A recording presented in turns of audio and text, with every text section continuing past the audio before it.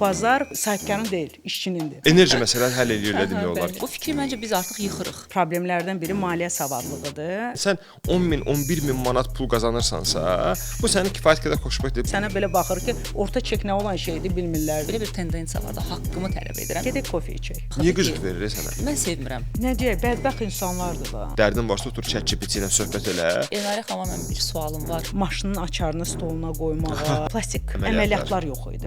Biz gözlə sevirik. Həyatında neçə insan sənə toxuna bilər? Stalin ən çox qorxduğu adam birisi onun bərbəri olub. Gözəllik insanı manipulyasiya edə bilir. Biz bəsit canlılarıq. Qadınların önünü tutan hər zaman onların qorxuları olub. Cəsarətli olmaq. Hər bir işdə olduğu kimi. Elnarə xanım, necəsiz? Xoş gəlmisiniz. Çox sağ olun Anar bəy. Sağ olun ki, dəvət elədiniz. Efirdən gözəlsiz, amma canlı daha da gözəlsiz. Bəli, razıyam. Yəni bunu demək istədim. Bunu məndən bir kompliment olaraq yox, real bir görüntü olaraq demək istədim. Podkast artıq gözəl başladı. Həqiqətən də çox gözəl enerji ilə, hətta studiyaya girəndə belə o bol enerjini hiss elədik.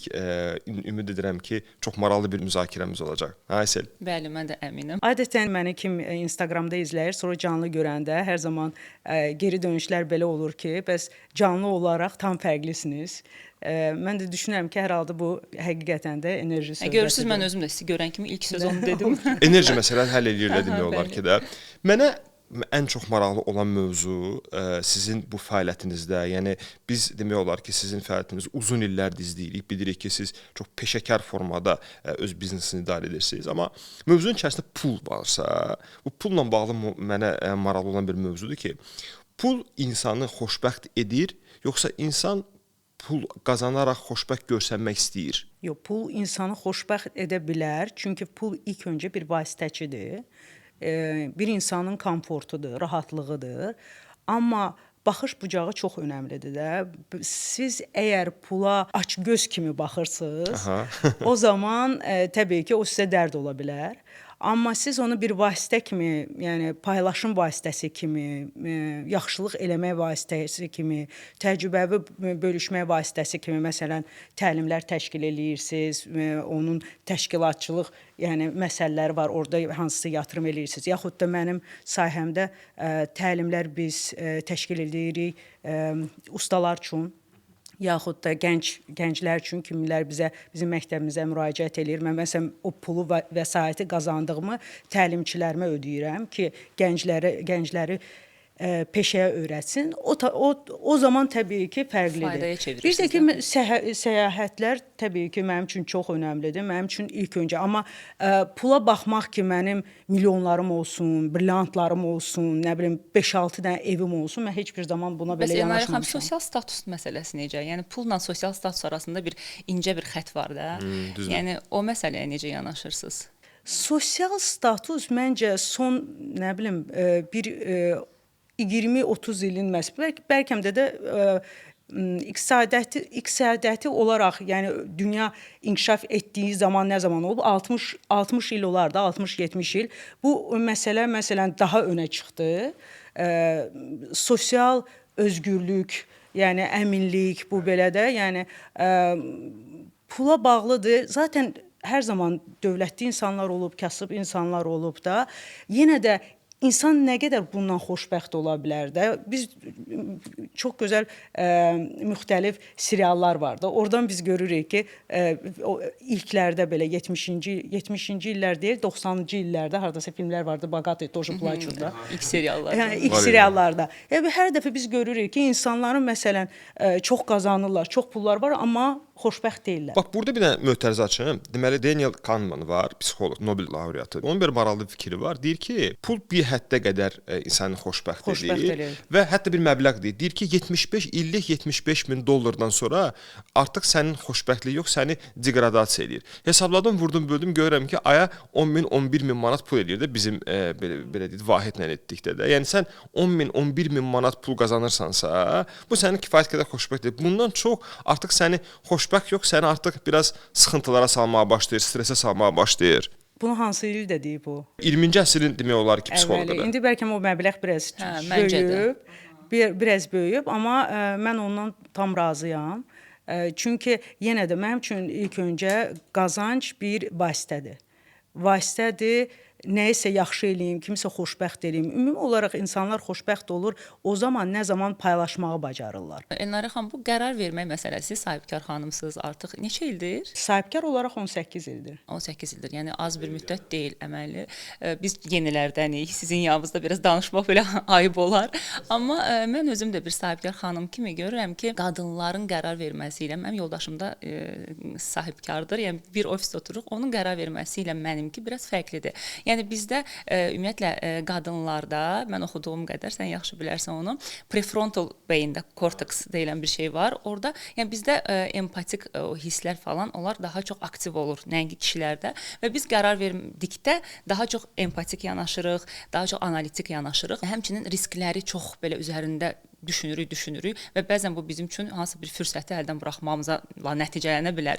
Amma empatik yanaşma məsələn mənə ilk başladıqda çox maneələr yaradırdı. Çünki hər hansı bir o sərt qərarlar verməkdə çətinlik çəkirdim. Onu mən sadəcə düşünürəm ki, şəxsi təcrübələrlə, yəni bu təcrübə ilə onu formalaşdırdım. Mənə maraqlıdır ki, sizdə yəni ilk başladıqda necə idi və indi necədir? Yəni o sərt qərarları verə bilirsiniz, yoxsa çox vaxt sizdə o empatiya hissi üstələyir onu? Rahat işdən çıxarda bilirsiniz adamı. Rahat işdən çıxarda bilirəm, ona gətirəcəkdim. Bu bilirsiniz, xanımlarda bəzi məqamlar var ki, yox deməyə bacarmırlar. Məndə isə o problem heç bir zaman yox idi. Lazım olsa, yəni mən başa düşürəm ki, drujba, slujba, biznesdə heç bir zaman, yəni bir biznesa emosiyalarımı qatmırdım, çox da qatmırdım. Bəlkə o üzdən də belə xarakter rol oynayır. Əslində bugünkü gündə siz biznes yanaşmalara baxdığımız zaman yumşaq bacarıqlar, empati də ona daxildir. Bu yumşaq bacarıqların arasında empati hissi mütləqdir. Çünki artıq bazar belə deyək də sahibkarın deyil, işçinindir. Əvvəllər bazar sahibkarın idi da. Yəni ümumi olaraq bir rəhbərin qapısını döymək işçi 100 dəfə düşünərdi, sözünü deməyə 100 dəfə düşünərdi. Yəni hansı qorxu hissi var idi. Hal-hazırda sahibkar, hətta Instagramda belə video paylaşımlar olur, harda sahibkar işçinin önündə demək olar ki, oynayır. Belə sən şərait yaradım, hələ şərait yaradım ki, sən rahat işlə, ancaq sən qal işlə. Yəni artıq rollar dəyişib, bütün sahibkarlar, bütün rəhbərlər düşünürlər ki, mən necə motivasiya eləyim işçiyə, necə onun psixoloji halı gözəl olsun, psixoloqlarla bizdə şəxsən özümdə də dəvət eləyirik ki, görüşlərdə onlarla danışsın, fərqliliyi hiss etsin, KPI-lər qoyuruq, hədəflər qoyuruq, sən hədəfə çatsan, mükafatlandırılacaqsan və s. Ya biz artıq korporativ yeməklər, ödüllər və s. O qədər biz artıq işçinin önündə özümüzü belə deyək də, sözün yaxşı mənasında öldürürük ki, zaman dəyişir və bu soft skill'lar təbii ki, lazımdır bizə. Özəlliklə empati, mənim işçim nə hiss edir, nəyə ehtiyacı var, necə eləyə bilərəm ki, onun işi daha da yaxşı olsun və s. kimi belə şeylərlə artıq biz yanaşırıq. Amma yəni deyirsiniz ki, əvvəldən ki bu fikir var idi, qadın idarəçiləri çox hissləri ilə qərar verirlər, ona görə onlar liderlikdə, yəni mütəxəssis ola bilməzlər, uğur qazana bilməzlər. Belə bir klişə var idi. Var idi. Bu fikri məncə biz artıq yıxırıq. Yıxırıq yox, artıq kişilərin ehtiyacı var qadınların bu soft skilllərinə, yəni bəylər artıq götürməlidir bu yanaşmanı. Yəni zaman dəyişdiyi üçün artıq bəylərə də işlərində mütləq şəkildə bu empati hissləri lazımdır və s. Yəni rollar dəyişməyib, sadəcə qadınlarda olan bu yanaşmanı işdə tətbiq eləməyə başlamışıq, belə geniş mənada. Həm də mən düşünürəm ki, bizdə qadınların o tarixən ki, qadınlar əmək bölgüsü, iş bölgüsü, yemək bölgüsü, yataq bölgüsü həmişə qadın edib də bunu. Yəni kollektiv baxımdan, kollektiv yönümdən daha düzgün qərarlar verə bilirik, nəinki kişilər. Yəni çünki bu içimizdə bir formalaşıb. Yox, onu deyə bilmərəm. Mən biraz belə deyək də, feminist söhbətlərdən biraz uzaq insanam. Həm xanımlar uğurlu ola bilər, həm bəylər uğurlu ola bilər. Hər ikisinin də mənfi, müsbət tərəfləri var. Yəni önəmlisi odur ki, sən bir rəhbər kimi, bir sahibkar kimi yanaşman nə qədər düzgündür və əgər düzgün olmağını da nə göstərir? Əgər illər boyu işçilər səninlədir, ümumi olaraq biznesdə necə sayılır ki, 6 il bir işçi əgər bir sahibkarın yanındadsa, deməli o işi normal, gözəl yönətir ki, 6 il bu işçi bir vəzifəsi artmadan, yoxsa eyni vəzifədə qalaraq? Eyni vəzifədə qalsa belə Yəni 6 il əgər bir işçi işləyir, məsələn özümdən danışım, bir salonda da bilirsiniz də, salonda ustalar bir salona keçid edirlər, çünki sonunda peşəkardırlar və hara getsələr zaten qazanc əldə edəcəklər və salonlar hər zaman qapıları açıqdır hər bir usta üçün.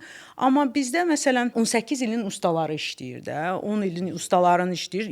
Bizdə ümumi olaraq layaqlıq çox yüksəkdir işçilərin arasında. Həm işçilərin, həm müştərilərin arasında Niyə belədir? layaqlıq. İlk öncə Neynəmisiniz? Paylaşın. Öyrədim. Mənim ən böyük uğurum mən salonu açan kimi bir il sonra məktəbi açdım. Beautech Professional School-u açdım və özüm öz ustalarımı yetişdirməyə başladım. Sıfırdan və bugünkü gündə biz yeganə salonuq ölkədə, hansının ki 80% ustaların demək olar ki bizim məzunlardır. Nə gözəl. Yəni biz ümumi olaraq fabrika bizik, bəli. Nə qədər müddət çəkir məsələn onların o sıfırdan öyrənməyə? Ustalar, peşəkar saç ustaları 1 ilə yaxın, manikyur ustaları 3-6 aya yaxın. Yəni demək olar ki, bizdə kənardan usta yoxdur. Gələn ustalar da bir 5% ola bilər ki, kənardan ustalar var. Onlar da ki, sıfır baza ilə götür. Biz heç bir zaman müştəri bazası çox olan ustanı işə götürməmişik. Hər zaman daha çox üstünlük vermişik yeni ustalara və bizdə ümumi olaraq demək olar işçilər hamı bizim məzunlardır. Top 3 rules deyək də, 3 dənə qayda, 3 belə deyək də, bir formula uspexi deyirlər də, müvəffəqiyyət formulası desək. Salon açan və yaxud bu cəmiyyədə olan bizneslə məşğul olan sahibkara 3 məsləhətiniz nə olar? Kimsə bax bunlara diqqət eləsəz daha peşəkar olar. Çünki podkastın bir sosial mesajı da olması lazımdır ki, insanlara bir faydası toxunsun. Bəlkə kimsə bu sahədə məşğul olmaq istəyir və ya bir sahibkar xanım olaraq siz 3 hansı bir vacib məqamı vurğulardınız ki, sahibkar bunlara diqqət etməsi lazımdır. Bizim sahədə problemlərdən biri maliyyə savadlığıdır. Çünki yenə də burada qeyd etmək istəyirəm ki, 50% Azərbaycanda 15 minə yaxın salon fəaliyyət göstərir. Onun 50%-i ustalar tərəfindən açılıb. Başa düşdüm. Menecer deyil yəni. Menecerlər deyil və mən şəxsən özüm də ustadan, yəni rəhbərə keçid etdim. O keçid çox önəmlidir. Çoxları məsələn işləyir, öz salonuna sahibdir və təbii ki, orada çox böyük problemlər olur. İlk öncə maliyyə savadlığı, yəni bu menecer bacarıqlarını inkişaf etdirmək. Siz onu da öyrədirsiniz o birliyinizdə? Bəli, birliyimizdə onu öyrədirik. Biznes məktəbdə həm də siz. Yəni təkcə mövzu saçı belə düzəltməsi deyil yəni. Yox, məsələn kənar bir sahibkar gəlir ki, tamam fərqli bir sahə, ona da siz hətta orada təlim keçirir. Bizim təbii ki, təlim proqramımız var. Bizim özəl də təlim proqramımız var. 13 moduldan ibarət olan salonu harda açacaqsan, motivasiya necə olacaq. Sırf salon mövzusunda. Həm də orta çek nədir? Sahibkarlara bugün soruşanda ki, orta çek nədir? Sənə belə baxır ki, orta çek nə olan şeydir bilmirlər də. Desən soruşursan ki, 3 ayın xərclərini və gəlirlərini mənə təqdim edə bilərsən ki, baxmaqda dəyərləndirmək salonu. Deyirlər ki, yox bilmirik də. Yəni hələm də dədə baba qaydası ilə dəftərə yazırlar. Yəni təbii ki, müştəri bazası formalaşmır və s. Maliyyə savadlığı bu bir. İkincisi, heç bir zaman işə qəbul prosesini dayandırmamaq, çünki kifayət deyil ki, sənin bir dənə ustan olsun. Durmadan sən ustalar yetişdirməlisən. Bu çox vacib məqamlardandır. Çünki sonunda hər bir insanın haqqıdır ki, bir zaman keçəndən sonra çıxır gedir də. Yəni onun maraqları ola bilsin ki, artıq sənin maraqlarınla üst-üstə gəlmir. Və o deyir ki, mən inkişaf etmək istəyirəm. Mən sənin yanında inkişafımı görmürəm. Mən istəyirəm digər salona keçim ya da ki, məsələn transfer kimi bizim sayədə görürsən ki, 50 min təklif eləyirlər. Mənə də təklif eləsədilər, mən də bəlkə düşünərdim onu keçməyə digər salona. Amma yəni ola bilsin məyus olub qayıdanlar da olur yəqin ki. Yox, niyə görə məyus olsun? Onun sonunda bir peşəyə sahibdirlər də. Hər yanda onsuz da qazanc əldə edəcəklər. Burada çox vacib məqamlardan odur ki, nə qədər sənin yanında bir rəhbərin, sahibkarın yanında bu usta özünü rahat hiss edir və öz inkişafını burada görür. Bizdə məsələn proqram var. Bildiyiniz, yəni əvvəlcə 1% işləyir, sonra digər faizdə top stilistə keçir, təlimlərinə dəstək olur, təlimçi kimi fəaliyyət göstərə bilər də. Yəni fərqli bir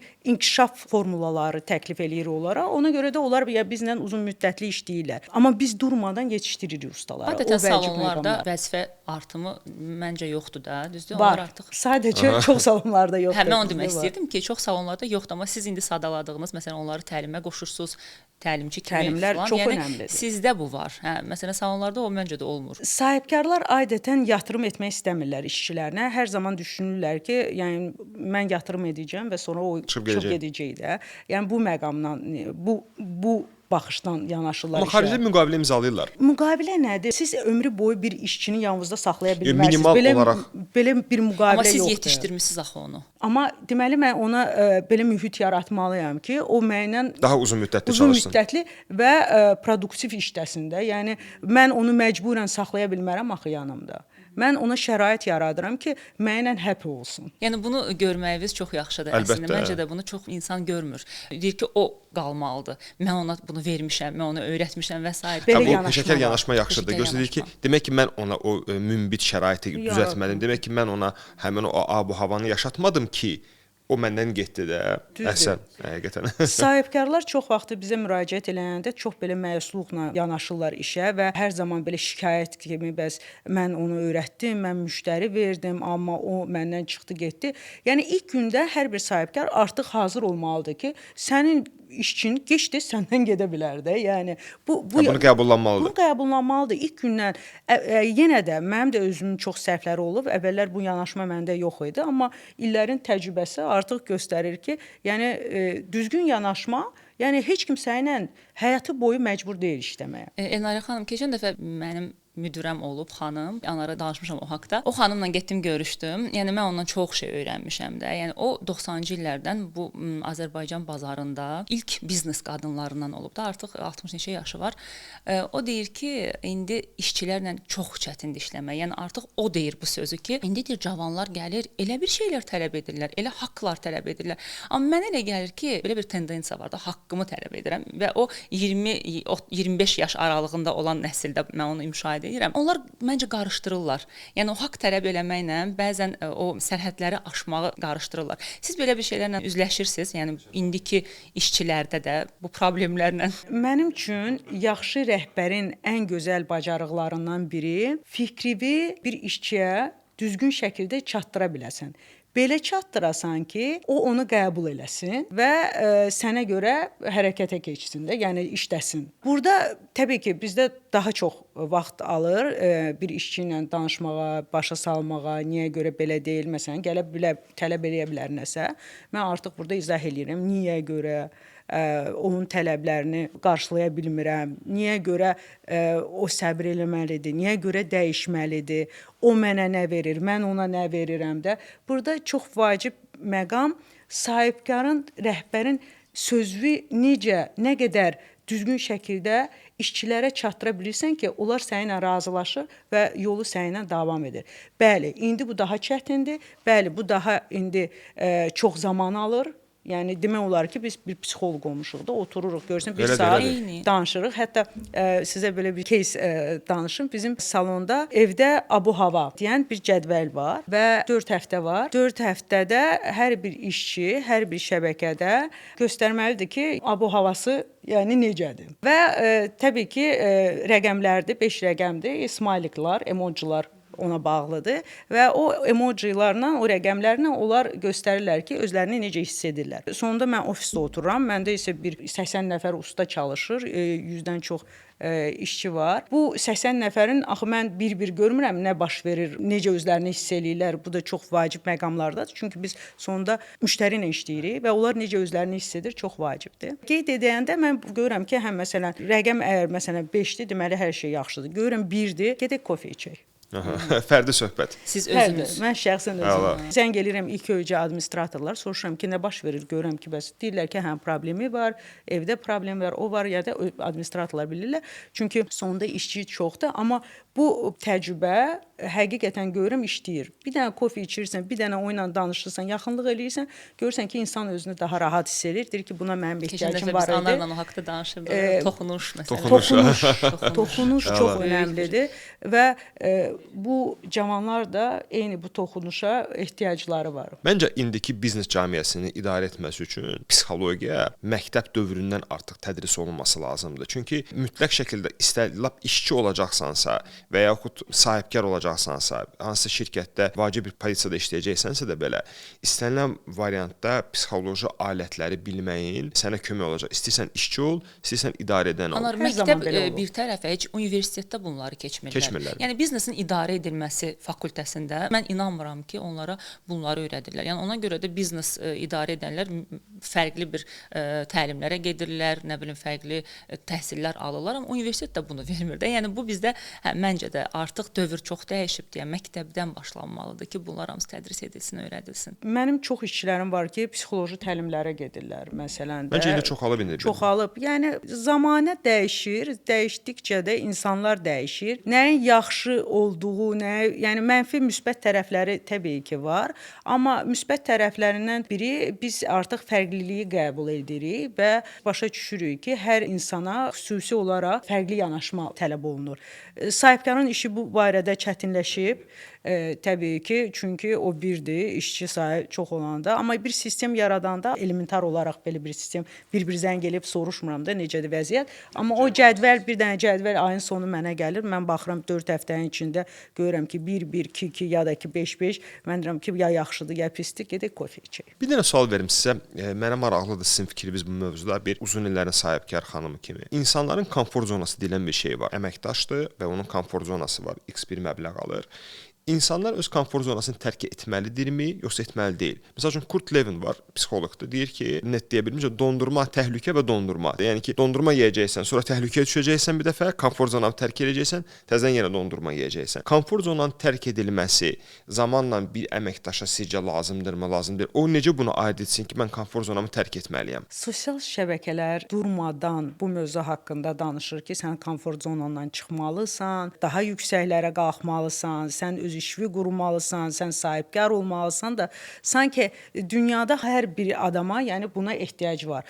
Məsələn, xanımları götürsək, var xanımlar ki, deyir ki, mən evdə otururam, uşağıma baxıram, yoldaşım qazansın və mənə rahatdır belə də. Bu prioritetlərə bağlıdır da. Sizin prioritetiniz nədir?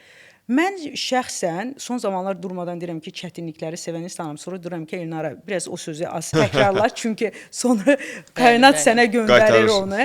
Amma çətinliklərdən qorxmayan insanam və hardasa onları sevən insanam. Mən hər zaman komfort zonamdan çıxmaq sevirəm. Niyə görə? Çünki bu məni inkişaf etdirir. Amma var insanlar ki, məsuliyyəti üstünə götürmək istəmir və belə insanları mən tanıyıram. Yəni bu zəruri deyil ki, kimsə gedib sahibkar olsun, yaxud da ki, kimsə o komfort zonasından çıxsın. Onun prioriteti nədir? Əsas odur. Prioritet müəyyənləşdirməlidir, başa düşdüyüm qədərilə. Komfort zonanı tərk etməmişdən əvvəl birinci prioritetini müəyyənləşdirməlisən ki, prioritet belə ola bilər də, mən bu günləri 1000 manat qazanıram, 1500 manat qazana bilmirəm. Luçi gedim özümə bir dənə biznes qurum, oradan yəqin 1500-2000 qazanacam. Onda sən artıq yazmalısan da, bu biznes qurmağı üçün sən nə etməlisən, hansı addımları atmalısan və bu addımlarla sən başa çıxa biləcəksənmi ya yox? Amma belə bir şey də var da ki, məsələn, insanlar var ki, o komfort zonadan çıxa bilməməkləri onlara çox maneələr yaradır. İnsan ideyalarla doludur, nəsə etmək istəyir, amma bax o çıxmaq lazımdır da, çıx. Onu edə bilmir. Çünki komfort zona mənim baxışımla öyrəşdiyi mühit, o təhlükəsiz mühit, insanlar, oradan çıxmaq lazımdır da. Yəni o bir riskdir də, belə deyək də risk. Mən onu elə başa düşürəm. Komfort zonana çıxmaq bir riska addım atmaqda, onu edə bilmirlər. Ona görə də itirirlər çox şeydə. Siz bir dəfə o insana məsləhət görə bilərsiniz, amma ikinci dəfə mən o insana məsləhət görmərəm. Çünki yəni deməli o çıxmamalıdır orada. Deməli o bacarmayacaq çıxdığı zaman, yəni çətinliklərlə üzləşdiyi zaman öhdəsindən gəlməyə bacarmayacaq. O zaman deməli olduğu yerdə olmalıdır. Yəni qaldığı yerdə qalmalıdır. Qaldığı yerdə qalmalıdır, hə. Maraqlı yanaşmadır əslində. Çünki indi siz dediyiniz kimi bir çox sosial şəbəkələrdə ismarıcıdan çoxsu odur ki, çıx, öz işini qur, falan elə, amma biraz elə bir ki, qaz verir də sənə də. Yəni ki, et, amma çıxırsan görsən ki, asandır bəlkə də etdin. Ondan sonra davam etdirmək çox çətin bir şeydir. Çünki bayaq siz yaxşı bir şey vurğuladınız ki, ki, hərdən mən deyirəm ki, kainat mənə qaytara bilər də. Çünki burada bir məsələ var da, insanın maliyyə dayanıqlılığı deyilən bir şey var. Sənin əgər bu günləri 0 manatın varsa backup'ında, amma sən hansısa bir iş görmək istəyirsən, bu başqa bir mövzudur. Amma sənin altında tutaq ki, bir 200 min dolların varsa və sən hansısa bir addım atmaq istəyirsən, bu başqa riskdir. Yəni bu risklərin biraz meyarları da biraz fərqlidir. Belə yanaşmasan, sadəcə bir vabank kimi gedim biznes qurum, ortaya bir şey çıxmayacaq. İndi Enarə xanıma mən bir sualım var. Mənə çox maraqlıdır. Deməli, bu sosial şəbəkələrdə, ən çox Instagram, TikTokda filtrlar, çox belə dəbdə olan, trenddə olan filtrlar hədsiz çox görürük və düzü mən çox qıcıq verir o filtrlar əslində. Mənə maraqlıdır ki, niyə qıcıq verir sənə? Mən sevmirəm. Yəni ola bilər, o retuş deyilən bir filtr var ki, o səni sadəcə üzvü hamarlaya bilər, amma məni niyə dəyişsin ki də? Yəni bu mənəm və mən bildiyim qədər də Instagram alqoritması onu qəbul etmir. Yəni filtrlı videolar kəşfətə falan salmır, yaxşı da ki salmır. Sizə bir sualım odur ki, bu filtrlar sizin işinizə, yəni təsir göstərir? Çünki artıq bir çox xanımlar onunla kifayətlənirlər, özlərini çəkirlər, özlərini paylaşırlar. Yəni artıq o prosedurlara ehtiyac duymurlar. Yəni elə bir şey olur, yoxsa sizcə yox? İnsanlar bir tək sosial şəbəkələrdə ünsiyyətdə deyil ki, yəni daha çox canlı ünsiyyətdə olurlar.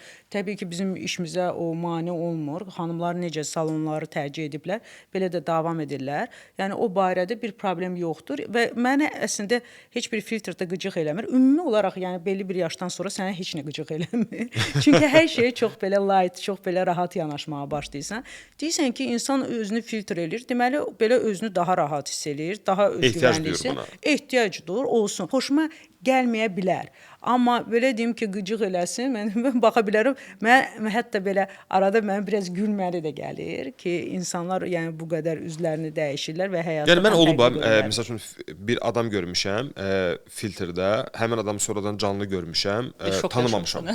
Yəni doğrudan tanımamışam ki, yəni bu başqa tamamilə başqa bir insandır da. Yəni ki, sadəcə Enarə xanım deyirik ki, onlar axı canlı ünsiyyətdə də olurlar. İnanırsınız ki, mənim gördüyümdə, yəni mənim ətrafımda olan əksər insanları görürəm ki, onlar ən çox sosial şəbəkələr üçün o prosedurları da edirlər, o filtra da ona görə girirlər. Yəni canlı ünsiyyətdən çox o sosial şəbəkə bu dəqiqə həyatın bir əksər hissəsini vacib hissəsini. Hədsiz bir nə deyək, bədbəxt insanlardır da. Yəni sonunda insana insan lazımdır. Nə qədər də olsa, yəni sosial şəbəkələr onu vermir. Canlı ünsiyyət olmayanda insan mənim fikrimcə çox boş olur və bir yerə qədərdir də bu. Sonradan isə görür ki, yəni əlində heç nə olmadan, yanında bir dost, tanış, yəni ya yoldaş, ya sevgili olmadan yaşamı davam edir və məncə o ən bədbəxt insanlardır. Tamamilə sizinlə razıyam. İnsana insan lazımdır. Hətta indi müasir dövrdə belə bir tendensiya var ki, dərdin varsa otur ChatGPT ilə söhbət elə.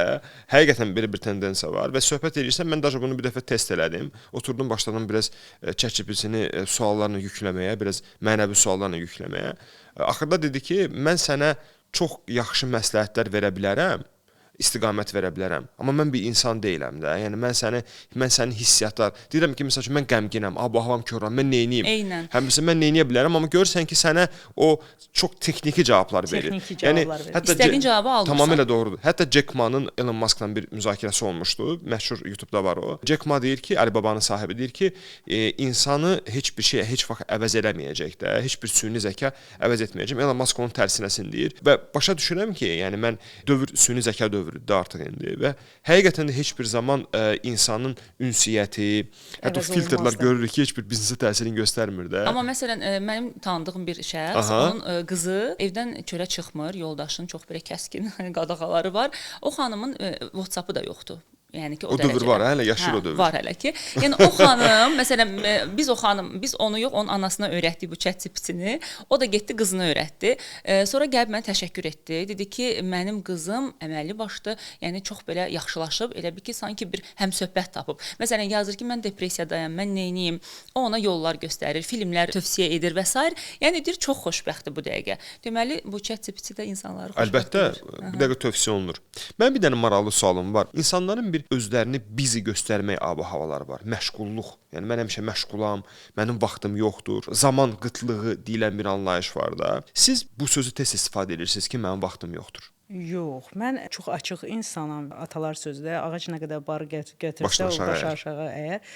Mən hər zaman onun tərəfdarıyam və demək olar ki, kim mənlə əlaqəyə keçmək istəyir, danışmaq istəyir, mən hər zaman vaxt tapa bilərəm və yenə də mən insanlarla ünsiyyətdə olmaq sevən bir insanam. Mən sevirəm insanları. Çünki bizim peşəmiz də belə peşədir ki, insanları sevməsən, sən işləyə bilmərsən sonunda, sən insanlarla işləyirsən.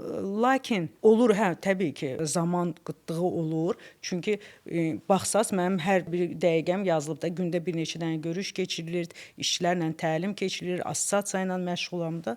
Bildiyiniz kimi gözəllik xidmət sahəsində sahibkarlara dəstək, ictimai birliyi təsis etdim. Gözəllik salonları assosiasiyası və orada da təlimlərimiz olur, görüşlər olur, dövlət qurumları ilə görüşlər olur da.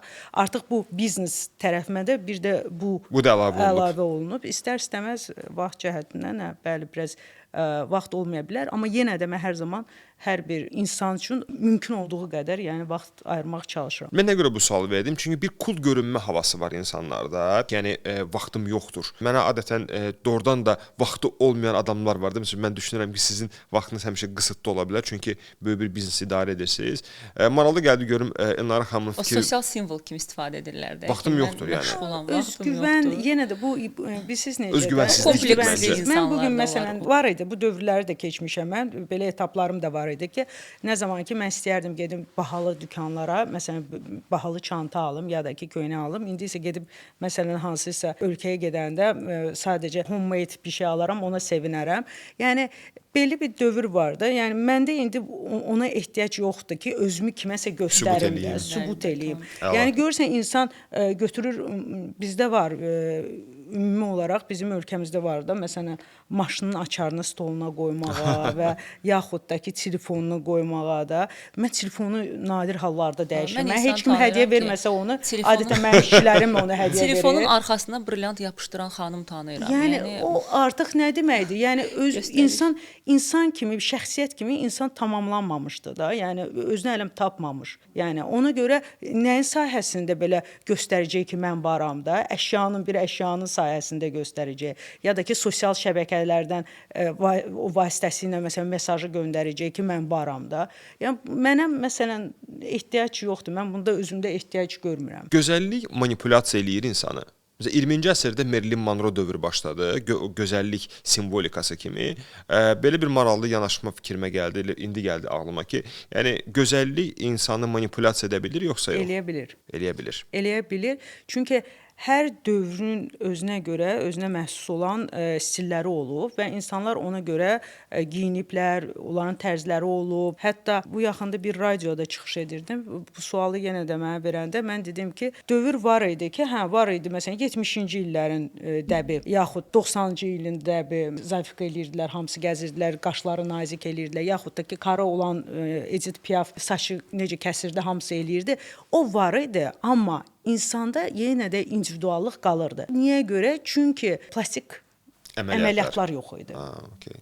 Yenə də burun yerində qalırdı, qaş yerində qalırdı, göz yerində qalırdı. Ola bilsin ki, saç düzümü dəyişirdi, amma üz qalırdı. Dəyişmir. Bədən qalırdı. İndi isə həm dəb var, həm də plastik əməliyyatlar var və hamısı klonlu halda gəzir xanımlarda. Yəni Amma bir-birinə oxşuyur fikir. Çox hədsiz. Və sizcə ümumiyyətlə gözəlliklə iqtisadi uğur əlaqəlidir bir-biri ilə? Məsələn, əvvəllər belə fikir var idi. Gözəlsənsə, səni daha çox hörmət edirlər, sənə daha çox üstünlük verirlər, daha yaxşı işlər tapırsan, yüksək. O məncə bir müddət idi. O keçib artıq. Yox, təsir eləyir yenə də. Yəni təsir eləyir təbii ki. Yəni biri var ki, çox ağıllı xanımdır, amma bir də gözəldir. Biri də var ki, sadəcə gözəldir, amma ağlı yoxdur. Yaxud da ki, o da ağlı var, amma yəni ikisi bir arada olduqda deyirsiniz ki, təbii ki, o artıq belə deyək də, full komplekt olur. Full komplekt olur.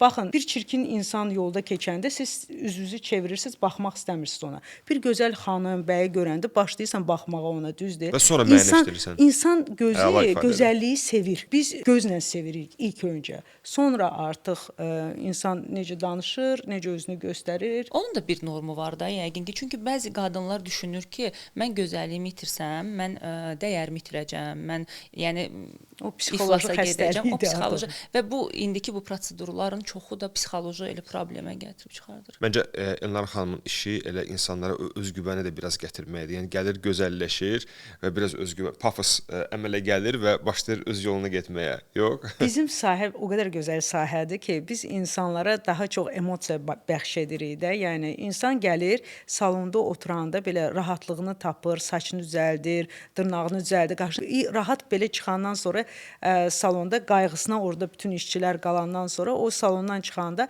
çox belə hələ bil ki bir terapiyaya keçib çıxıb da salona o hal baş verir və ona görə deyirəm mən hər zaman fərq eləmişəm öz peşəmlə və öz müştəri bazamızdan da fərq eləyirəm. Çünki bizdə müştərilər həqiqətən də çox gözəl insanlardır. Buradan hamıya salam deyirəm ki, bütöv şəbəkəsini ziyarət edir, xidmət edir. Məncə elə bir adam yoxdur da eləməyən. Elə bir qadın yoxdur Azərbaycanda artıq. Həqiqətən də bizim müştəri bazamız çox gözəldir. Çox gözəl insanlardır. Hamısı öz yerini bilir, hər kəs öz işindədir. Daha çox belə necə deyim, pis çıxmasın, premium səviyyəli insanlardır və illər boyu o bizə layihəliyi qoruyurlar onlar. Yəni biz qoruyuruq, onlar da təbii ki geri dönüşlər edirlər ki, bəs biz bəyənirik, ailəvi bir salona çevrilir, sonra qızlarını gətirirlər, yoldaşları hətta gəlir bizim salona. Bizdə bəylər üçün də bir filialımız var. Yəni çox gözəl bir şeydir. Məncə onların xidmətdən razı qalmaları üçün təkcə o onların etdikləri prosedur yox, təbii ki. Həmin o sual verəcəydim. Mən özüm sual vermədən cavab verə bilərəm sizə. sizə. Sizdən öyrənmək. Xidmətlər bütün salonlarda eynidir. Xidmətlər bütün salonlarda demək eynidir. Gözəl usta, peşəkar ustalar da var. Əsas xidməti necə göstərirsən, hansı keyfiyyətlə, hansı qayğı ilə göstərirsən, o çox vacibdir. Yəni siz onda işçi seçəndə mütləq ki, onun enerjisinə o enerjisinə fikir verirsiniz İşçi yəqin ki. biz necə seçirik? Biz təlimlər keçirik. Təbii ki, bizə gələn gənc uşaqlar 18-19 yaşında necə yanaşacaq, necə müştəri ilə ünsiyyət quracaq, yəni bunları bilmir. Biz durmadan təlimlər keçirik. Necə hansı söhbətlər eləyə bilərsən, nəyi müzakirə edə bilərsən, necə yanaşmalısan. Bundan da başqa axı insan var ki, məsələn, o belə qaşqabaqlıdır. Yəni nə qədər onu təlim keçsəndə o mənfi enerjini ötürür də. Yəni elə insanlarla biz artıq məktəb zamanı biz artıq başa düşürük ki, hansı insan bizim ustadır ya yox, onlardan da seçirik, o sözsüz. Amma adətən bizdə bir məktəb olduğu üçün müştərilər hər zaman o məqamı qeyd edirlər ki, hansı şəbəkəyə gəlməsən biz hər zaman eyni yanaşmanı, eyni ünsiyyəti, eyni davranışı görürük və bu çox gözəl bir şeydir. Və müştərilər özü mənə deyirdi, salondan çox salon var, amma yanaşma. Bəs yaxşı, layihəliyi necə qorumaq lazımdır? Nə məsləhət görürsüz? Salon olaraq biraz irəli getmişik. Biz CRM proqram üzərində işləyirik. Bizim tətbiq sistemimiz var, layihəlıq var, yəni kəşfiyyat sistemimiz var. Biz müəyyən edirik ki, bizim müştərimizin ehtiyacı nədir? Demək olar ki, biz hər zaman təhlil eləyirik. Müştəri bazamızı təhlil eləyirik. Və biz o qədər açığıq ki, iradlara ki, bir irad artıq gələndə mənfi irad ola bilərdi. 98% müştəri məmnuniyyəti var, amma 1% təbii ki, hansısa iradlarla şikayətlə gələ bilirlər.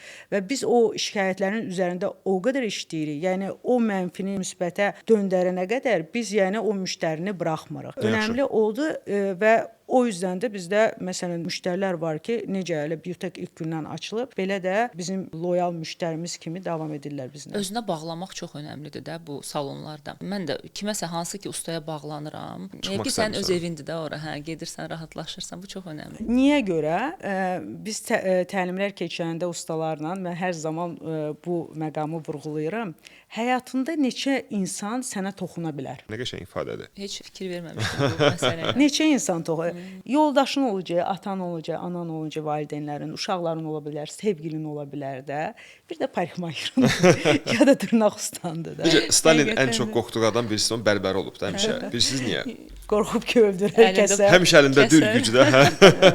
Həmişə əlində də ona görə çox belə həssas yəni biz etibar edirik özümüzə o bərbərlərə də. Doğrudan elədir. Bərbər mövzusu, ümumiyyətlə kişilərdə biraz fərqlidir. Fərqli deyil, yəni kişilərdə də bir öyrəşmə deyilən bir şey var da. Kişilərdə hətta daha çoxdur. Kişilərdə daha çoxdur. Yəni mən adam tanıyıram ki, özü cavanlıqdan həmin bərbərin yanına gəlib. Həmin bərbər indi qocamandır da artıq demək olar ki də. Övladı indi onun yanına gəlir. Övladı böyüyüb, onun övladları var, amma kişi hələ də yəni əlbəttə, yəni o da qalıb da demək olar ki, Mən isə belə saxlayıb. insan tanıyıram ki, artıq bərbərin bir gözü də işləmir, görmür. O deyir ki, yazıqdır, gedim yanına da. Mən axı çörək pulunu verirəm. Yəni Yanaşmanı görürsünüz. Bəylərdə həqiqətən də kişilərdə layallıq xanımlardan daha çoxdur, daha məncə də. yüksəkdir. Ölçmüsüz bunu. Ölçmüşük, bəli, Nə görmüşük. maraqlı. Yəni məncə də, yəni Məncə də. çünki analiz edirəm Elnarə xanım dedikcə tanıdığım o kişilərdə həqiqətən də illərlə gedirlər. Mən eşitmirəm ki, onlar dəyişsinlər. Biz amma məsələn tez-tez dəyişə Nə bilir. Çünki dəyişirəm? bəlkə də tövsiyələr qadınlar daha çox, nə bilim, bilmirəm, nə ilə yəni düşünün ki, bağlıdır bu. özümdən misal çəkəcəm. Məsələn, mənim bərbərimin oturanda, masa yoxdur, oturduğum masada, o qırıqdır. Məsələn, mən oturanda o belə tərpənir də, bildiyin tərpənir və və diskomfortlu bir şeydir. Yəni hətta o belə üstümə sərdiyi vardı. O adını bilmirəm o nədir. Pneuar, hansı ki onu sərir. O da mənim boyumun hündür olduğuna görə mənə belə yarım gəldi. Hərdən birdən ayağım zadında tük olur da demək olar ki də. Amma mən o adamdan yanına gedirəm və yəni mənim üçün okeydir də. Yəni ki, başqa yerə də gedə bilərəm, amma Burada nəyə qeyd etmək istəyirəm? Niyə görə kişilərdə də belədir? Qadınlar yeniliklərə daha çox açıqlar, nəinki kişilər. Çünki kişilər əgər bir restorana gedirsə, durmadan ora gedəcək. Bizsə axtarışdayıq yeni bir şeylər. Denəməkdə. Kişilərdə o yoxdur. Deyirsən gedək təzə yerə, ya da ki hansısa səyahət edir, hansısa məsələn otelə, hər dəfə istəyər o otelə getmək. Düzdür. Biz Cem Yılmaz biz bəsit canlılarıq da.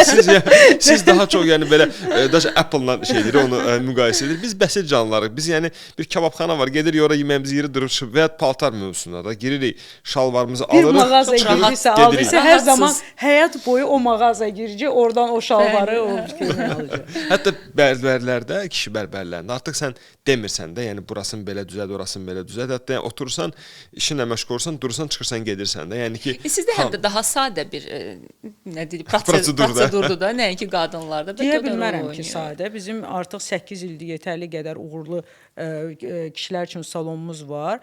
Onlar da yetərli qədər kaprizlidir, amma prosedurlar da belə yox, deyim ki, bəsitdir, yox da. İndi kişilər yenə də özlərinə xidmət, çox bizdə məsələn ayaq əl qulluğu var da və lazer epilyasiyası var da. Bu gigiyenik prosedurlardır. Bu gigiyenik prosedurlara çox normal yanaşırlar. Demək olar ki, bizdə fulldur da salon bu barədə. Elnarə xanım, siz kişilərlə də qadınlarla da işləyirsiniz də müştəri olaraq. Yəni hansı daha rahatdır? Yəni səmimi bir cavab. Mənim üçün müştəridir. Əgər düzgün yanaşmadırsa, hər kəslə rahatdır. Kaprizli müştərilər də olur. Onlarla da yəni məsələn satışda mən deyə bilərəm ki, kişilər çox rahatdır. Çünki onlar çox dərinliyinə getmirlər. Çox belə o xırda suallar vermirlər və qiymət endirmək onlar özlərinə çox sığışdırmırlar deyə yaxşı baxır pul kimdən verə alır. bilirlər. Qadından alanda ola bilər, amma kişidən nəsə alanda qadından da indi bizdə işçilər qadındır, satışda olanlar. Amma qadınlar mənə görə daha qəlizdir. Yəni indi ola bilər salonda biraz fərqlidir. Biz daha çox qadınlarla işləyirik. Bizim bir şəbəkəmiz var bəylər üçün, amma yenə də deyə bilmərəm. Loyallıq baxımında bəli, çox yüksək loyallıq var orada. Çoxsaylı müştəri bazası var və hamısı da demək olar ki, 2 həftədən bir, 3 həftədən bir kişilər gəlirlər də saça. Yəni o barədə çox yaxşı da fəaliyyət göstərir, işləyir, razıyıq salonumuzla. Ümumi olaraq heç bir şeyi çətinlik kimi qəbul etmirəm də. Var hansısa məsələ, məsələn çözmək lazımdır. Mən baxıram ki, bunu hansı metodlarla, hansı yanaşma ilə dəyişə bilərəm daha yaxşıya doğru. Əgər mən istəyirəm, məsələn hansısa bir əlavə qazanc əldə etmək, təbii ki, mən düşünürəm ki, nə edə bilərəm, müştəriyə nə təklif edə bilərəm və burada hətta belə deyək də, kişilərlə də belə mən eksperiment aparıram. Durmadan hansısa təkliflər. Mənə lazımdır ki, məsələn bəylərimiz getsin əl-ayaq qulluğuna da ki, ən azından bir dəfə denəsin, yəni bu xidmətdən keçsin, sonra qərar versin ki, bəyənir ya bəyənmir. Bizdə axı kişilər belə deyək də, özünü sığışdırmaq məsələsi var. Hə, mən gedəcəm ayaq əl qulluğa. Hətta biz buna pedikür, manikür demirik də, ayaq əl qulluğu. Hətta səslənməsi şey olmasın. Həqiqətən də ayaq qulluğu hələ bir ki, bəylər üçün yaxşı bir masajdan keçmək kimi olur da. Çünki bütün günü ayaqqabının içində. Qadınlar hələ masanojka açıq geyinir. Kişilər hər dəfə ayaqqabı, bağlı ayaqqabının içindədir. Və o qədər rahatlıq verir ki, biz başlayırıq hədiyyə eləməyə müştərilərimizə bu xidməti. Deyirik ki, sizə bəs hədiyyə eləyirik, bəs bir dənə baxardınız da necədir. Və təbii ki, müştərilər artıq görür və belə də çox müştəriləri bu xidmətə keçirtmişik, rahat eləyirlər, özlərini artıq rahat, hətta dostlarını, tanışlarını özləri gətirirlər də, artıq yəni özləri tövsiyə edirlər ki, bəs ki, çox yaxşı xidmətdir və Deyirlər niyə biz bu vaxta kimi bunu eləməmişik. eləməmişik? Elnara xanım, pul mövzusuna bir dəfə də qayıtmaq istəyirəm. Çünki demək bir yanaşma var. Deyirlər ki, insanların pul qazananda daha çox pul qazanmaqdan çox özlərini müqayisə eləyəndə xoşbəxt olurlar. Tutaq ki, bəlli bir X məbləğdə pul qazanırlar. Onun xoşbəxtçiliyini başa düşmək üçün başlayırlar müqayisə eləməyə. Məsələn, Aysel filan qədər qazanır, mən filan qədər qazanıram. Anar filan qədər qazanır, mən filan qədər. Onda xoşbəxt olurlar. Yəni əllərində olan bir məbləğdən xoşbəxtçilik yox, müqayisəli şəkildə olanda artıq onu belə də çözməyə başlayırlar. Mən xoşbəxt ola bilərəm nə zaman ki özümlə müqayisə edirəm. Dünənki Elnarə Aha. hardaydı, bugünkü Elnarə hardadır? Qazanc olaraq demək istəyirsiniz. Həm qazanc olaraq, həm uğur olaraq.